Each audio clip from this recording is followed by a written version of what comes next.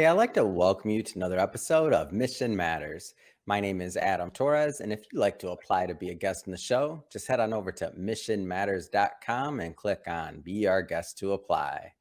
All right, so today is a very special episode. We're welcoming Matt Cuplin back onto the show. He is president and CEO of Midwest Financial Group, and I'm proud to announce an author in our most recent Leaders edition of Mission Matters, where he wrote about planning for success. Matt, welcome back to the show. It's good to be here, Adam. Thanks for having me. All right, Matt. So you're an author. You're in our books. We're out there. We got your name out. How do you feel? It's cool. It was sort of a bucket list item that I wanted to do. Just I don't know why, but I always wanted to become an author. Working with you and the team here has been such an easy and fun process. So I really appreciate the opportunity. Fantastic. And we'll go further into your writing, and of course, Midwest Financial Group. And you also just recently won an award for Executive of the Year over in Madison, Wisconsin. So I'm excited to get into that as well. We got a lot to cover, Matt, but we'll start this episode the way that we start them all, with our Mission Matters Minute. So Matt, we at Mission Matters, we amplify stories for entrepreneurs, executives, and experts. That's our mission. Matt, what mission matters to you?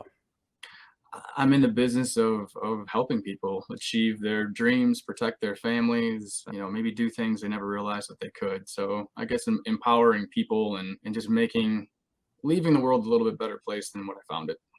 Love having mission-based entrepreneurs and executives on the line to share why they do what they do, how they're doing it, and really what we can all learn from that so that we can grow together. All right, so let's get this thing kicked off here. So I don't want to assume, first off, Matt, that some of our newer listeners caught the previous work we've done together. So let's kind of start at the beginning here and maybe just tell us a little bit more about how you got into finance. Started early on. First thing right out of grad school, actually. I sat down. My parents were divorced. My mom wanted someone to meet with her financial planner, a health issue with cancer, and just wanted to know that another one of the family members would, be aware of what was going on in her world if her health didn't pull through. And so I sat down and met with that person. They actually asked me, "Hey, what are you doing now that you're graduated?" And I said, "Well, I've got a master's degree, but I'm not quite sure yet." And they said, "Well, maybe you should come learn about our industry and what it is and what you do." And I did, and I really never looked back. It's been great. So I started back in 2007 doing that for the same company that my mom's advisor worked for. Unfortunately, she passed away about a year after I got into this line of work. And when that happened, I wanted a fresh start somewhere else, and then that's when I moved to Madison, Wisconsin, and joined the firm that I now own and operate with my team here. And it's been great. It's been very fulfilling, and I'm really glad that I took that meeting back with my mom's advisor years ago. Yeah. And I see that, everybody's journey, whether they're entrepreneurs, executives, and, wherever they're at in their career, it always takes kind of these zigs and these zags that we can't always foresee. And in your case, you didn't go to college thinking you were going to be a financial advisor, or to be in that business per se. So what would you say to maybe some of the individuals that are out there right now that are kind of in the middle of those zigs and zags, still kind of trying to find their way into, what's going to be their next thing, or what's going to be, their dream in life? What kind of things would you tell them? I mean, some of it actually plays into, some of the discussion that we'll have with the book. And I think it's just, don't wait to have it all figured out before you begin to take your first steps. Just keep moving forward one step at a time.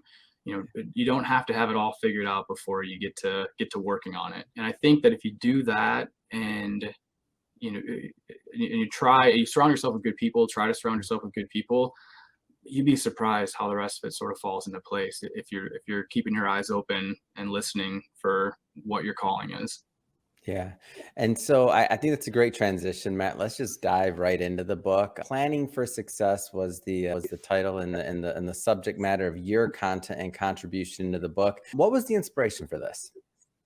Planning, maybe I should have known that being a financial planner was more in my blood than I ever thought, because planning is almost second nature to me. It helps me sort of stay focused, keep on things.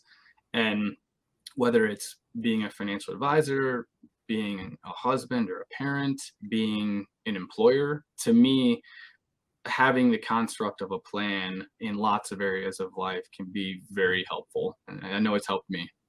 Yeah. And so, some of the notes I took from your chapter. So self-assess and define your goals, build your team, execute the plan, reassess and pivot, turn to the next generation. Now we won't cover all these today, but don't worry, everybody that's watching this, you better believe we have a link in the show notes so you can click on the link and pick up a copy. So we do sell books here, but I do want to get your comments on some of them, Matt. So maybe let's just start off with the importance of building a team. Yeah, once again, surround yourself with good people. I was so fortunate to have an amazing mentor when I first got into the industry, without whom I don't know if I would be exactly where I am today. And to have that opportunity, I guess whether I knew I was doing it or not, I was seeking one out, Hmm. and I certainly found one, and that led the start, right? And then it was, I've learned, as you're forming a team, you can't always let your own biases get in the way. A great example of that is my good friend, and who's now the vice president of our firm, and another advisor with me, Brandon. When we first met, it was oil and water. I mean, it just we just didn't rub each other the right way, and it's because we didn't really learn to communicate. And now we're business partners, and he is so complimentary to what I do, and vice versa. There's no way that we could operate the firm without one another. And Yeah. if I wouldn't have kind of been open-minded to that and gave it some time to nurture and build, that would have been a huge mistake if I would have parted ways, with him. So sometimes you got to really open up your eyes on that. Yeah. And it's okay if some people are better than you. I think in a leadership position, a lot of people want to try to think that they're the smartest person in the room, or that they've got it all figured out. But no one person can truly do everything. And if you can embrace that and empower the people around you to be better, Yeah. it creates even more loyalty, an even stronger team. Hmm. And we've been very fortunate with the entire group of advisors and insurance professionals and tax professionals and administrative support staff, like ownership, the whole way through. We just really have a really good team right now. So, Yeah. but that's, to me, like I said, you've got to put some time into it. You got to nurture it. You got to plant your seeds. But it's amazing what they can grow to be. Now, this is, many years later into the firm and into your career, but maybe let's stick to the early days. I know correct me if I'm wrong, you took over this practice at one point, and I'm guessing there were, different age groups, different, things involved with you taking over as a leader in the beginning. Like, do you remember those days?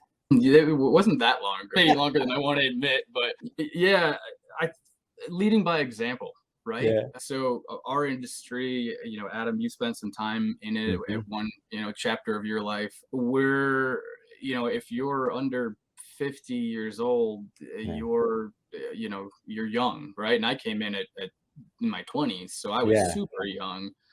So in order to even get the respect of clients, to get the respect of the other employees in the firm, I Hmm. think you got to put your head down and you got to do it. And they got to see that, hey, there's nothing that I'm asking of you that I wouldn't do myself. I'm not afraid to put the hard work in. And so I think early on, that was a big thing. But on the same hand, a lesson that I learned early on too was about balance, because at the time, I didn't have children. I've got three beautiful little girls now, 8, 6, and 3 years old. It's just my wife and I.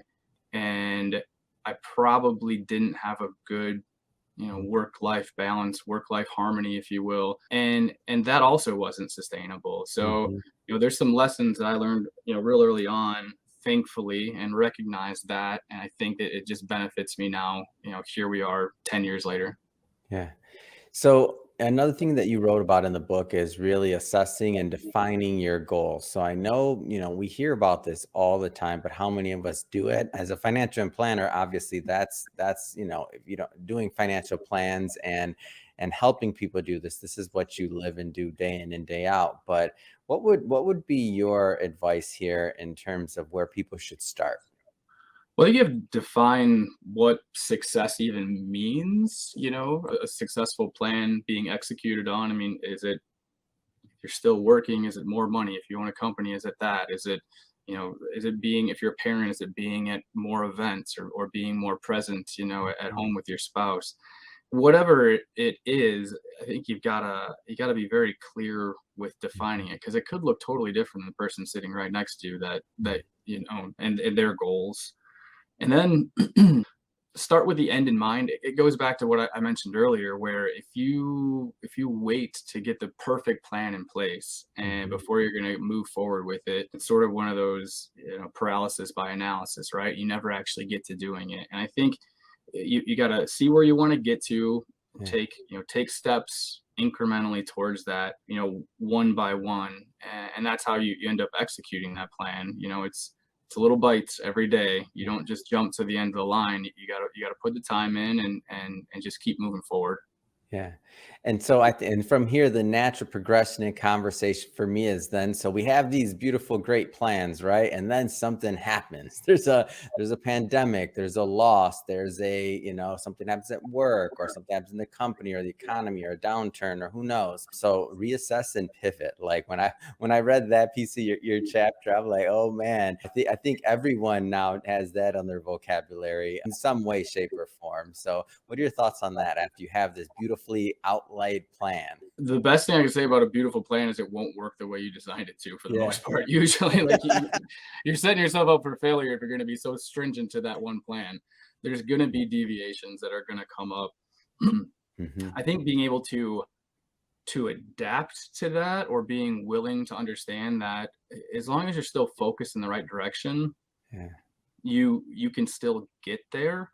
Mhm. But you can't be so hardwired into thinking that there's only one way to get it done. Very rarely in life is there only one way to get to a result that Mhm. you're needing to achieve. And so I think that's where you need to be honest with yourself. You take your blinders off a little bit, and maybe even be willing to say that you were wrong with the plan, whatever that was that you're trying to accomplish, and the path that you're going to take. Maybe Mhm. new things come up that you didn't know at the time, and don't feel bad about making changes, as long as you're still moving forward and continue to move forward. I think, we saw that as a business with COVID. I mean, how many of the people's lives, not just in the business world, but just your personal life, had to change, had to pivot.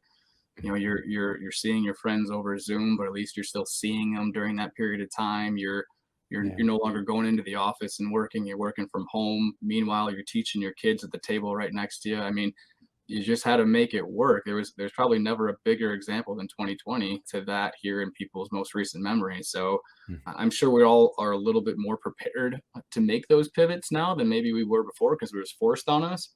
Yeah. But that's okay. That's probably a great life lesson that would have liked to have learned in a different way. But I think we all probably got an exposure to that.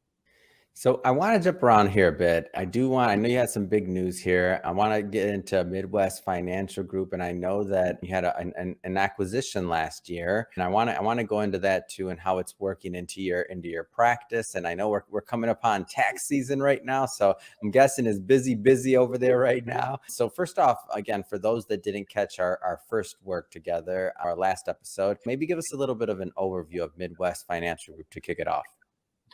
Yeah, for years we were just a very standard, I guess, financial planning firm.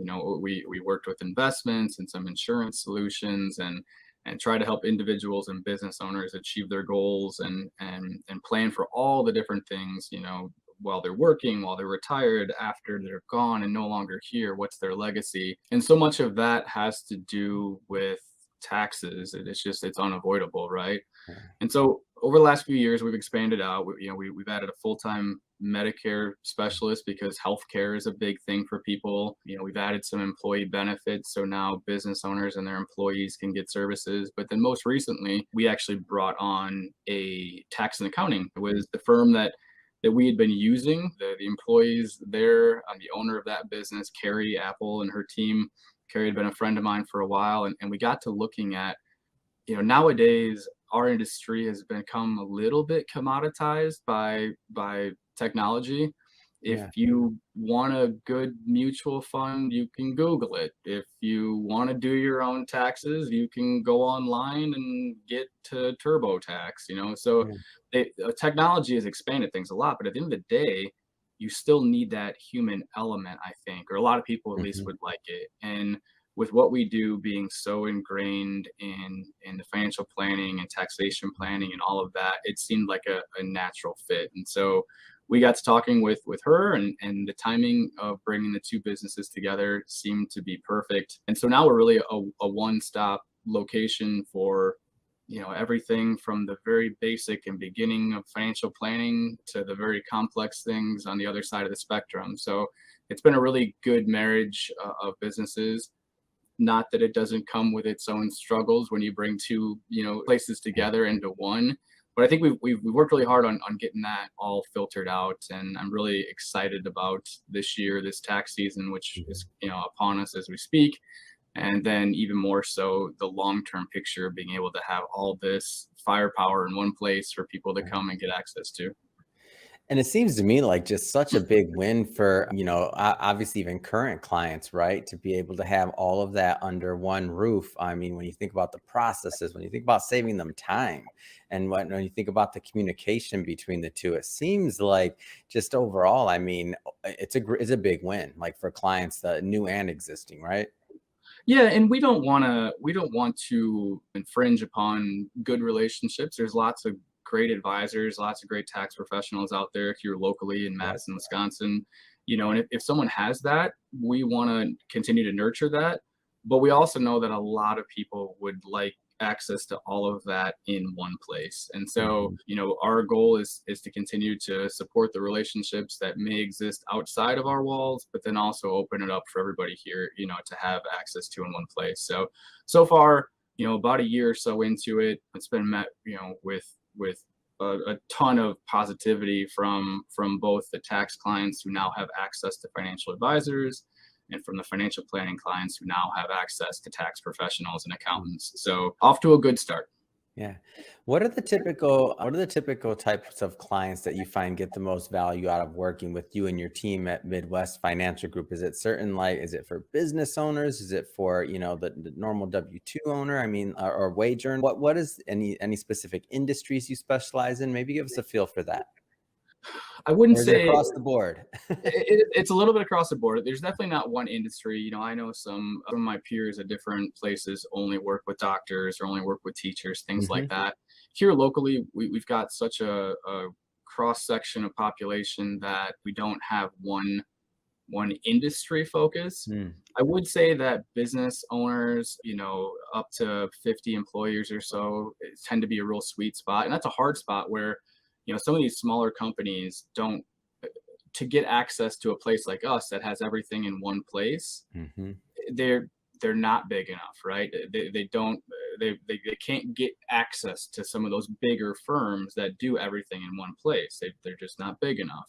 Well, we'll work with them and we'll be happy to do that. And on the individual side, it's tough too. I always say we work with missionaries to millionaires, Yeah. whether it's somebody just starting off and in need of guidance or help, or whether it's somebody way far down the line, already into retirement that just wants to make sure they're doing everything right, that they leave a legacy to the people that they care about. Mhm. It can really take a lot of different forms. So I don't mean to be vague with that, but I think we're really proud of the fact that if someone if they're good people and they want help and they value, the help that a professional can bring, we'll make time to help them any day of the week. All right, Matt. So I know the announcement was just came out, Executive of the Year in Madison, Wisconsin. I know you're a humble guy, but man, how this come about? This is a big deal.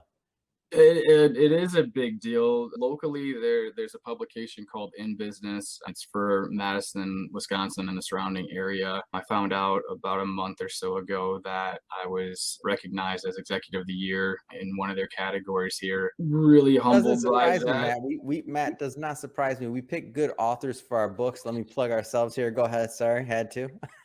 No, hey, I appreciate that. And yeah, I mean, it's tough. I it really is a reflection of the entire firm. The team that we have here, it's not just me. I may be the one picking up the award tomorrow, actually, but I was super excited that I invited, all of my team to be there if they want to, if they can make it, and to share in the recognition. I mean, it's just it, I'll tell you one quick story about it. So I remember when I first moved up here in 2008, looking at this magazine and looking at the people that would get this recognition and things like that. And at that time, I mean, I was so new and so Hmm. much I didn't know. And I always wondered, how do you get to that level? That it's pretty surreal to be recognized in that, because I very distinctly remember every year seeing that issue come out, about this time, and so I was pretty excited, to have that light be shined on the firm, because I think Hmm. what we're doing here deserves it. But yeah, that was pretty cool. It's awesome. Well, Matt, have to say it has been great having you on the show again, and I'm excited to continue promoting your book that you have with us and that you wrote. That being said, what's next? I mean, I know you got a lot on your plate with the firms. You got a lot going on. What's next for you? What's next for Midwest Financial Group? You know what? We're just gonna, like I said, we take it one step at a time, right? Yeah. I really think if you're not growing, whether it's personal development or the Hmm. business or the bottom line, then you're shrinking, right? So we just need to continue to deliver on indispensable service. If we keep treating people right, the rest of it will all fall into place. And we can't control what the markets do. We can't control what the government and tax laws do. We can't control a lot of things, but we can absolutely control, the type of care and service and empathy that we give to the people that we help. And so one of the big things that we tell our team all the time is that has to be first. I mean, that gold level standard when it comes to service and care has to be first, and the rest will all take care of itself. So it's been a busy last year or two, so I'm okay if it calms down a little bit, but we'll keep taking steps forward, and I'm excited to see how this new combined firm goes. Excited to see people's reaction to the book as they get a chance to take a look at it. I'm really proud of that. So just like I said, just taking it one step at a time, keep moving forward. So, Matt, if somebody's watching this and they want to learn more and to connect with you and your team, what's the best way for them to do that? Oh, I mean, our website, MFG, so Midwest Financial Group, mfgteam.com, has got a ton of information on there. There's videos and educational pieces, bios on all of our team and our services. And, we work with people here locally, but let's face it, a lot of people who live in Wisconsin don't always want to stay here in the winters. So we have Yeah. clients all around the United States at this point. So yeah, there's really anymore nowadays. We help people all over the place. So check out the firm. You can reach me directly. You can always call and ask for me. You can get our number from the website. You can email me. It's right on the website. So, I would just encourage them, and if it's not us, I do think our profession, our industry is a very noble and important one. So I would encourage everyone to begin to, try to find a relationship with someone that they can trust to help navigate these things. And if it can be us, that'd be great. Fantastic. And we'll put all that information in the show notes so that our audience can just click on the links and head right on over and check out your firm. And speaking of the audience, if this is your first time with Mission Matters or engaging in an episode or listening to the content, we're all about bringing on business owners, entrepreneurs, and executives and having them share their mission, the reason behind their mission, their story, and really what we can all learn from that so that we all grow together. The whole point of the platform, we all want to learn and grow together. If that's the type of content that sounds interesting or fun or exciting to you, hit that subscribe button because we have many more mission-based individuals coming up on the line, and we don't want you to miss a thing. And Matt, I'm thrilled to have published your work. I'm excited to continue to promote it. And again, congrats again on the award. You deserve it. And thanks again for coming on the show. Nah, thanks, Adam. This has been a lot of fun. I'm really glad that I followed through and worked with the team and your team on this. It was such an easy and rewarding process. So I appreciate what you guys do, giving us an avenue to do something like this. Awesome.